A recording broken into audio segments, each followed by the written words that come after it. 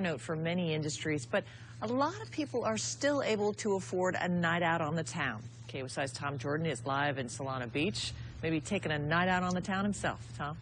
That's right, Kelly. You know, people are still spending money on entertainment, but they are being more selective on which forms of entertainment they choose. Well, tonight they chose UB40 at the Belly Up Tavern.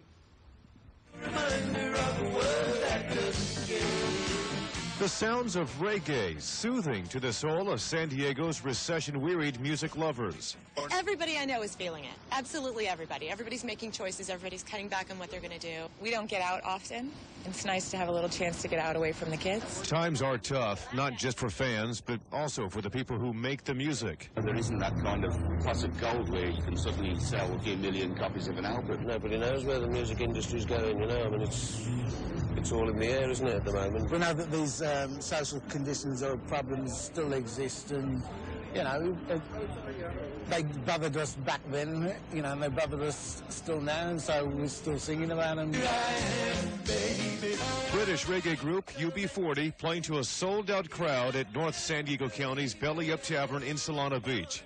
That's right, sold out. In fact, UB40 says even in today's economic climate, their concerts regularly reach high attendance levels.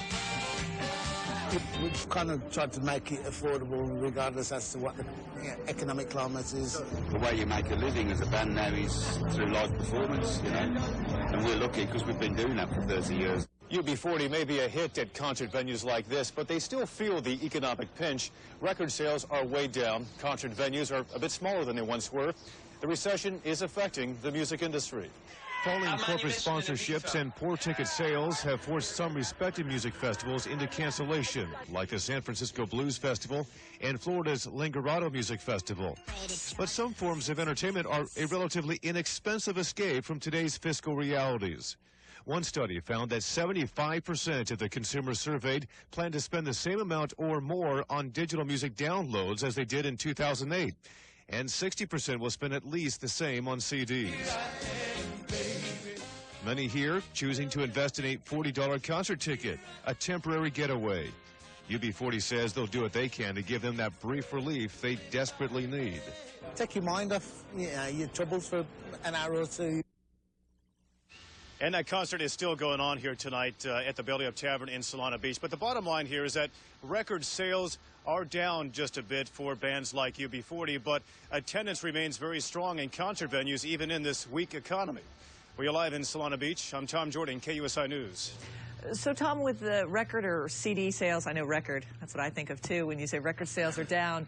What about downloads? Is that having an effect, those downloads that people are doing without any money changing hands? Is that having an effect on the industry?